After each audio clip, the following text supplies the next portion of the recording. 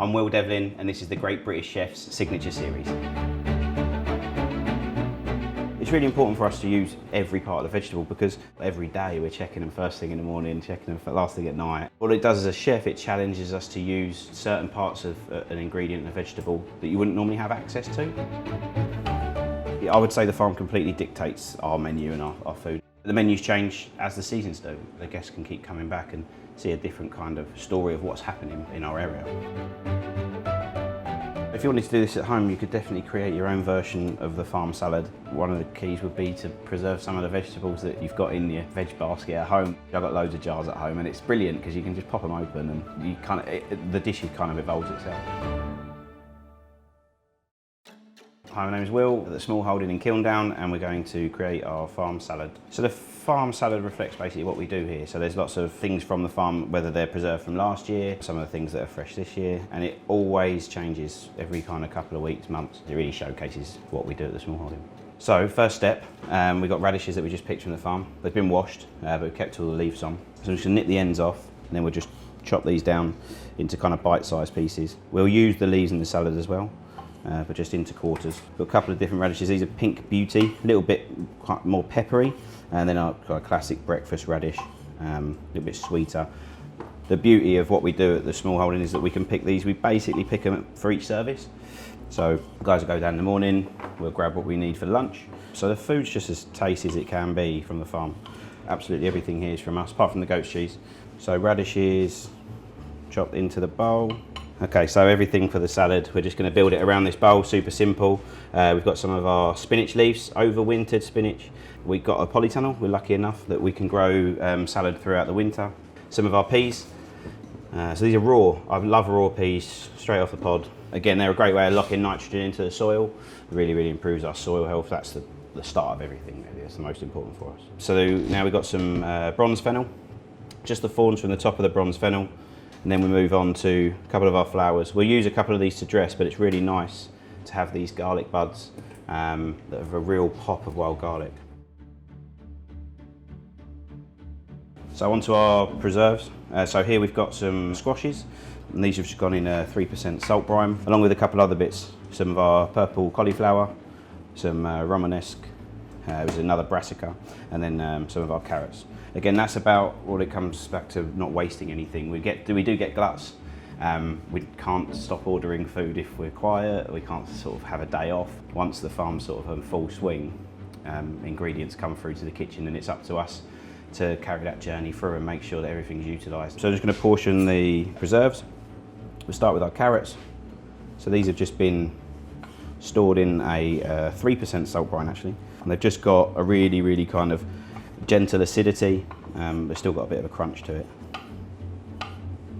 To utilise produce, I don't think you don't need to grow all your own, and sometimes it can get a bit over-egged that everything has to be yours. But source responsibly. I think that's one thing I'd say.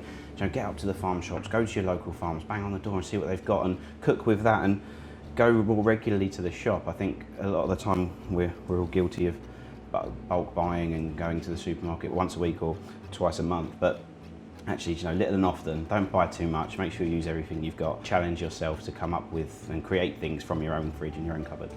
So we're going to make our dressing. So that's the most important bit of the salad. This is a mix of some wild garlic vinegar from last year and some elderflower vinegar as well from last year. And I'm also going to put a little splash of some peri vinegar from Bramble Thai Farm there. All natural vinegar. It's just got great acidity. Lots of different balances of sweet and garlic vinegar. And literally it's a very, very light dressing, just emulsified with some rapeseed oil. It always makes me laugh when you can buy salad dressing, but everyone's got all of this stuff in their cupboard anyway, and actually it's tasty. You can play with it how you want. You can have it a bit spicy, you can have it super tart, you can have it a little bit sweeter. A bit of acidity and a bit of fat, seasoned nicely. It's just about coating those leaves of the salad and coating those bits, just to give a bit of a flavour pop. So the dressing's starting to emulsify, and that's just the fat, so we've got a great body to it, so it'll cling to all of the dressing. A little bit of flake salt in there. So we're going to plate up. We've got some wild garlic mayonnaise. We blend the leaves with some neutral oil, rapeseed oil. Then we use that to make a classic mayonnaise. With just an emulsification, eggs, a little bit of mustard. And again, the garlic oil will last for ages. So goat's cheese on. This is just literally the goat's cheese whipped up a little bit Creates a great mouthfeel for the salad. Also adds a little bit of body. I think cheese is good, isn't it? Doesn't matter where it is. Cheese in the salad is even better. A little bit of wild garlic pesto as well. Just a little bit. This is quite punchy, so we say pesto. I'm sure there's an Italian pulling his hair out because it's not a real pesto. It's a little bit richer, it's a little bit more indulgent, and yeah, it goes well with everything. We have it a lot. So now for our ferments, this is where we're really punching lots of big flavours. On with the squash, nice sweetness to the dish as well. And now we're ready to dress the salad. So onto our salad, make sure we're not overdressing, literally a little spoonful, and that's it. And then just move the salad around. So everything's just nicely coated. Pinch more sea salt just for good measure. And then we're ready to go. So just basically dot it around. There's no rules, there's no rhyme or reason. It just, as long as you've not got a big clump of radishes in one spot and all your peas at the other end, because when you eat through it, you want to get a bit of burst of everything.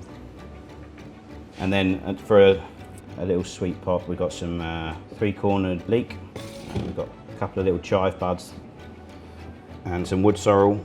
So the sorrel just adds a pop of sort of a zing of acidity. And there we have our farm salad.